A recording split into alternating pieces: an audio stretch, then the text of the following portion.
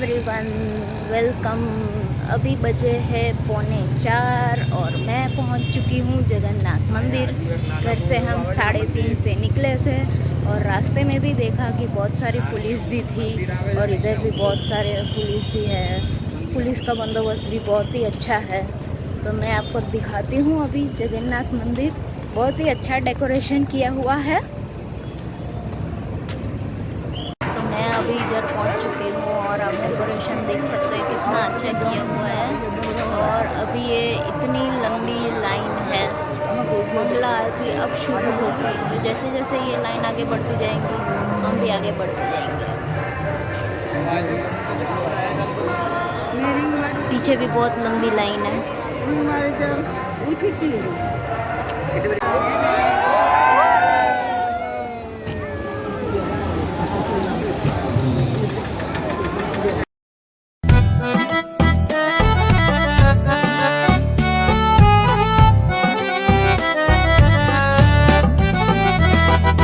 जय जगन्नाथ जय जगन्नाथ, जय बलदेवा जय सुभद्रा।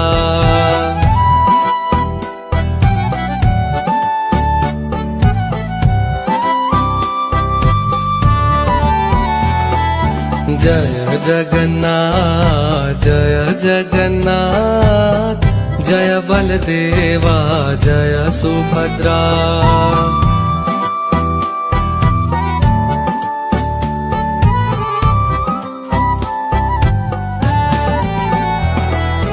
जय जगन्नाथ जय जगन्नाथ, जय बलदेवा जय।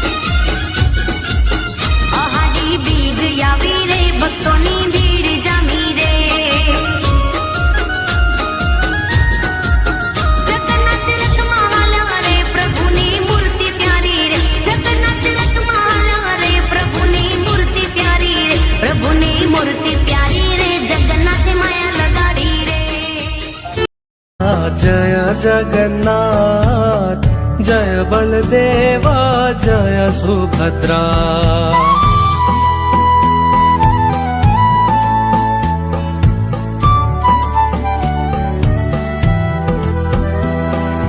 जय जगन्नाथ जय जगन्नाथ जय बलदेव जय जगन्नाथ जय जगन्नाथ जय बलदेवा जय सुभद्रा।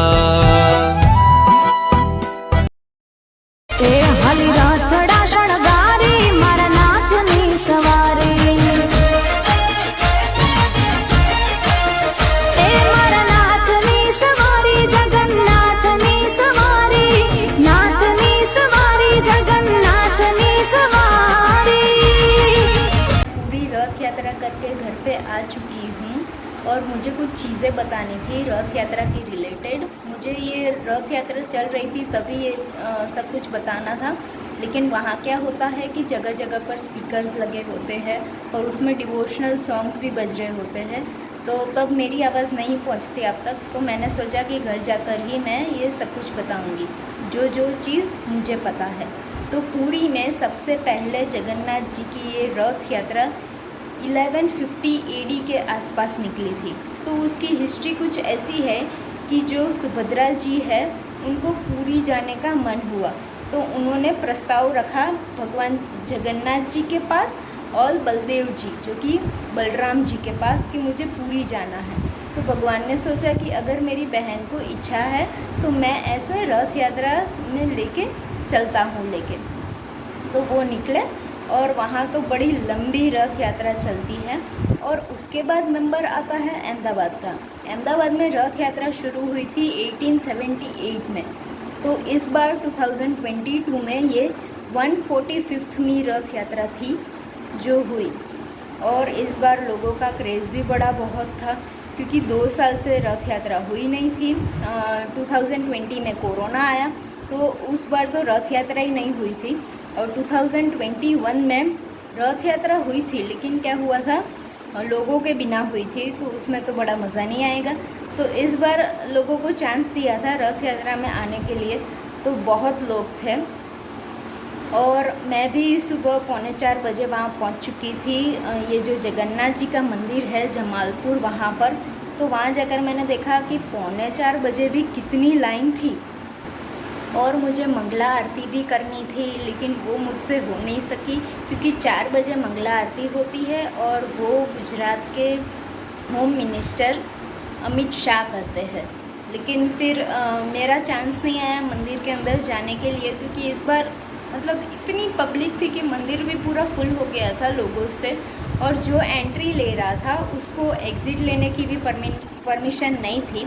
तो जो बाहर है उनको बाहर ही रहने का और जो अंदर है उनको अंदर ही रहने का। तो जब 2 घंटे लाइन में खड़े होने के बाद मेरे को करीबन 6, सवा 6 के आसपास एंट्री मिली। तो फिर एंट्री ली तो भगवान जगन्नाथ जी तो रथ में विराजमान हो चुके थे सुभद्रा जी और बलदेव जी के साथ। तो जब भी मैं लाइन में खड़ी थी 2 घंटा, तो मैंने ये गूगल पे ही यूट्यूब पे ही ऑनलाइन ही आरती कर ली क्योंकि पता चल गया है कि अभी एंट्री नहीं मिलने वाली। तो वो तो मंगला आरती तो मैंने ऑनलाइन ही कर ली। और जब भी एंट्री मिली तब वो तो विराजमान हो चुके थे रथ पे। और 1 घंटा खड़े रहे हम लोग क्योंकि 7 बजे CM आए हुए थे, भूपेंद्र पटेल आए हुए थे पहिंद विधि के लिए। पहिंद विधि में क्या होता है कि वो खलासी लोग होते हैं, वो जब रथ खींचते हैं तो उसकी शुरुआत जो होती है वो जो सोने का झाड़ू या सांवड़ नहीं बोल लो वो होता है। तो वो थोड़ा झाड़ू कर लेते हैं रथ के आगे से। तो क्या होगा कि वो थोड़ा झाड़ू निकाल लेंगे ना, तब वो खलासी लोग वो रथ का शुरुआत करेंगे। तो इसी प्रकार वो भगवान की रथ यात्रा शुरू होती है। और 7 बजे के पहले ये जो गजराज होते हैं उनको भी बोल देते हैं कि हाँ अभी आप लोग निकलो, क्योंकि वो धीरे धीरे जाते हैं तो उनको देर लगती है सरसपुर पहुँचते में। तो वो करीबन 10 बजे के आसपास सरसपुर पहुँच गए थे। और फिर धीरे धीरे ये ट्रक्स और वो अखाड़ा होता है तो वो सब भी निकालते हैं, भजन मंडली जो होती है वो सब भी धीरे धीरे निकालते हैं। और भगवान जगन्नाथ जी के रथ सबसे लास्ट में निकलते हैं इन लोगों के पीछे। तो 7 बजे के बाद भगवान जगन्नाथ जी, सुभद्रा जी और बलदेव जी के रथ भी गेट के बाहर निकाल के रख दिए। और ये भगवान जगन्नाथ जी का रथ का नाम है नंदी घोष और भगवान सुभद्रा जी के रथ का नाम है पद्मध्वज और भगवान बलदेव जी के रथ का नाम है तलध्वज। जब तीनों रथ जब मंदिर के बाहर निकल चुके थे तो उनको वहाँ ही रखते हैं और सारे ट्रक्स और ये सब निकल जाए ना उसके बाद ही ये तीनों रथ निकलते हैं। लेकिन कुछ ट्रक्स लेट थे तो रथ निकलने में देरी हो गई तो भगवान 2 घंटे करीब मंदिर के बाहर ही रहे और 9 सवा 9 के आसपास फिर रथ आगे बढ़े, क्योंकि जब तक ये सारा निकल नहीं जाता तब ये रथ भी नहीं हटते। तो तब तक लोगों ने कुछ प्रसाद धरना था तो वो सब भी धरा भगवान के आसपास। और अगर हमको नज़दीक नहीं जाने देते तो हमको या तो पुलिस को या खलासी लोग को ये प्रसाद दे दे तो वो लोग भी चढ़ाकर आते हैं, या तो हमको कुछ रुपीस भी देने हैं वहाँ पर चढ़ाने के लिए तो वो लोग चढ़ा देते हैं। रथ यात्रा तो मतलब जगत के नाथ नगरचर्या पे निकलते हैं लोगों को साक्षात आशीर्वाद देने।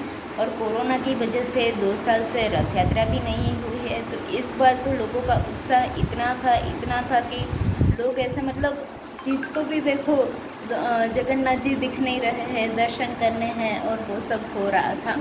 तो रास्ते में भी बहुत अच्छे डेकोरेट किए हुए ट्रक्स मिलेंगे आपको और अखाड़ा भी आप लोग देखोगे तो मतलब इतना अच्छा होता है और ऐसा सब कुछ होता है। वो भजन मंडली भी होती है, कुछ लोग तो ऐसे पूरे रास्ते में भी ऐसे डिवोशनल सॉन्ग्स पे डांस भी करते हैं। तो हमको ऐसा होता है कि साक्षात भगवान ही इनको शक्ति देते हैं इतना करने के लिए, क्योंकि पूरे रास्ते में खाली चलना और डांस करते करते चलना बहुत मतलब गैप है। तो कितना अच्छा किया था उन लोगों ने। 9:15 के आसपास जब रथ निकले तो उसके बाद 9:30 पौने 10 के आसपास थोड़ी सी बारिश हुई, मतलब उसको गुजराती में अमी छांटना बोलते हैं। तो मतलब जब भी रथ यात्रा निकलेगी ना तभी भी दिन में एक बार तो अमी छांटना होता ही होता है। और इस बार तो 2 बार हुआ था, एक बार सुबह भी हुआ था और एक बार शाम को भी हुआ था। तो ये जो ट्रक्स होते हैं ना उनके जगह पर ये जो स्टॉप होते हैं ना तो मतलब थोड़े रथ चलते हैं और करीबन 20 सेकंड रुकते हैं। तो जगह पर ये ट्रक्स वालों का ये मंडल होता है। तो वहाँ पर क्या होता है कि हमको हेल्प मिलती है, जैसे कि अगर किसी को पानी पीना है तो पानी मिलेगा, रसना पीना है तो रसना भी मिलेगा, कहीं कहीं बटर मिल्क भी मिलता है, कहीं कहीं लोग ने भाजी पाव रखा था, ये ब्लैक चने होते हैं उसकी भी सब्जी रखी थी, कुकुम्बर भी कुछ लोग देते हैं, फिर जाम्बू का प्रसाद भी देते हैं, फिर मूंग का प्रसाद भी देते हैं। मूंग तो काफ़ी ट्रक में से प्रसाद मिल रहा था। काफ़ी लोग चॉकलेट्स भी देते हैं और काफ़ी लोग मुखवास भी देते हैं। ऐसा तो बहुत सारे ट्रक वाले देते हैं। और जब भी भगवान सरसपुर पहुंचते हैं तो वहाँ भगवान विश्राम लेते हैं 2 घंटे का, और वहाँ भगवान का मामेरा होता है, मतलब कि वो मामा का घर है भगवान का। तो वहाँ पर वो जो मामेरा यानी कि मौसाड़ा भी करते हैं और वहाँ भी मूंग का प्रसाद भी मिलता है। और ये काफ़ी सारी वहाँ पर पोड़ है। तो वहाँ कितने दिनों पहले से लोग वहाँ पर सेवा देते हैं, जैसे कि अगर किसी को खाने में कुछ बनाना हो तो उसकी सेवा देते हैं। और हर बार होता है क्या कि उनको आइडिया नहीं रहता कि कितने लोग आएंगे, लेकिन हर बार खाना ऐसा नहीं होता कि लोग बहुत सारे और खाना घटे। और मतलब वो भगवान की कृपा है कि खाना एकदम अच्छे से हो जाता है सब लोगों के बीच में, क्योंकि वो अप्रोक्सीमेटली ही बनाते हैं कि कितने जन आएंगे वो तो उनको पता नहीं है, लेकिन हर बार खाना अच्छे से हो जाता है। और वहाँ जो प्रसाद में मोहनथाल होता है वो भी बहुत अच्छा होता है। इस बार मेरे को चांस नहीं मिला प्रसादी लेने के लिए, मैंने खाली मूंग का ही प्रसाद लिया था, क्योंकि वहाँ वेटिंग में भी 2 से 3 घंटे लगते हैं और भगवान के रथ वहाँ पर 1 बजे पहुँच चुके थे।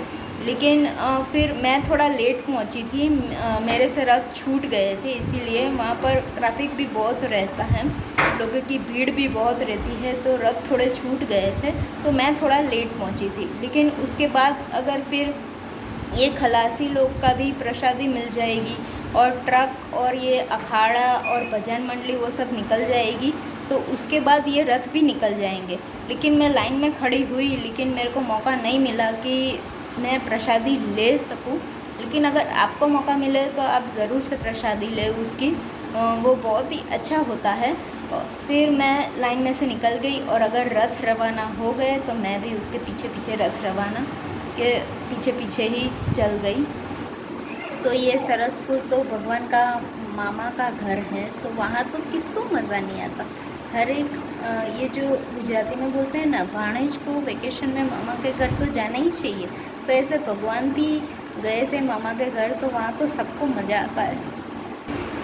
और सरसपुर से जब मैं निकली तो मेरे से चला नहीं जा रहा था, क्योंकि ये पूरा रूट जो है जमालपुर से सरसपुर वो करीबन 21 किलोमीटर है। तो सरसपुर तक तो मैं आधा चल चुकी थी, करीबन 10.5 किलोमीटर, हाँ 10 साढ़े 10, हाँ तो इतना तो चल चुकी थी। फिर मेरे में ताकत ही नहीं थी, क्योंकि पैर जो थी उसकी पीनी भी दर्द कर रही थी और उंगलियां भी दर्द कर रही थी और अंगूठा भी, तो मेरे में ताकत ही नहीं थी चलने की। लेकिन मैं वहाँ पर थोड़ा बैठी आधा पौना घंटा, तो मेरे को थोड़ा सा अच्छा लगा। फिर मैंने क्या किया कि ट्रक्स और वो सब थे ना अखाड़े, तो उसके साथ ही चलना शुरू कर दिया। तो एकदम धीरे धीरे मैं चल रही थी, क्योंकि अगर रथ छूट गया ना तो फिर उसको कवर करना थोड़ा हार्ड है, और फिर सब पुलिस को पूछना पड़ता है कि रथ किस जगह पर, मतलब किस रोड पे गए। तो मैं धीरे धीरे चल रही थी। लेकिन ये जब दिल्ली दरवाज़ा आया ना, तब ऐसा होता है कि ये पहला रथ भगवान जगन्नाथ जी का होता है, उसके बाद सुभद्रा जी का, और उसके बाद लास्ट में बलदेव जी का होता है। अहमदाबाद में ऐसा होता है, लेकिन पुरी में उल्टा होता है। पहला रथ बलदेव जी का होता है, उसके बाद सुभद्रा जी का होता है, और उसके बाद जगन्नाथ जी का होता है। तो अहमदाबाद में लास्ट रथ बलदेव जी का होता है। तो वो रथ जब तक निकल नहीं जाएंगे ना, तब तक लोगों को भी नहीं जाने देंगे। तो तब मेरे को वहाँ पर बहुत वेट करना पड़ा। तो वो तो रथ आगे निकल गए, फिर हम पीछे रह गए, तो मतलब थोड़ा ट्रैक करना हार्ड रह गया। लेकिन अगर पीछे पीछे चलते जाओ तो मुश्किल नहीं होगा। तो मैं करीबन 7:45 के आसपास मंदिर पहुंची थी। तो मैं ये दिल्ली दरवाज़ा इतना खड़ी थी, तो पता नहीं क्या हो गया, भगवान ने ही मेरे को शक्ति दी। तो मुझे जो भी दर्द हो रहा था वो सारा मतलब ख़त्म हो गया, कुछ दर्द ही नहीं हो रहा था, ऐसा हो गया। बाकी इतना ही दर्द रहा होता ना तो मेरे से पूरी रथ यात्रा पूरी नहीं होती। तो लेकिन दिल्ली दरवाजे से तो मैं एकदम ठीक थी, और जहाँ जहाँ मेरे को रोड खाली दिख रहे थे वहाँ तो मैं दौड़ रही थी, ऐसा बोल के कि यहाँ पे मेरे को रथ ट्रैक ही करते रहना है। इसीलिए क्योंकि स्टार्टिंग में जब ये सरसपुर जा रहे थे ना, तो रथ मेरे से थोड़े छूट गए थे। तो फिर मैंने सबको पूछ के मैं पहुंच गई सरसपुर। तो रिटर्न में भी सबको पूछते पूछते ही मैं पहुंच गई, क्योंकि ये जो 7:45 के आसपास तो मैं पहुंची ये जगन्नाथ जी के जमालपुर मंदिर में। लेकिन भगवान तो थोड़े जल्दी ही पहुंच गए थे। और वहाँ पहुँचने के बाद अगर आपको दर्शन करने हैं जगन्नाथ जी के, तो आपको 1 घंटा रुकना पड़ता।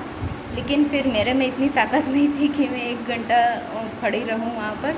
तो फिर मैं घर आ गई।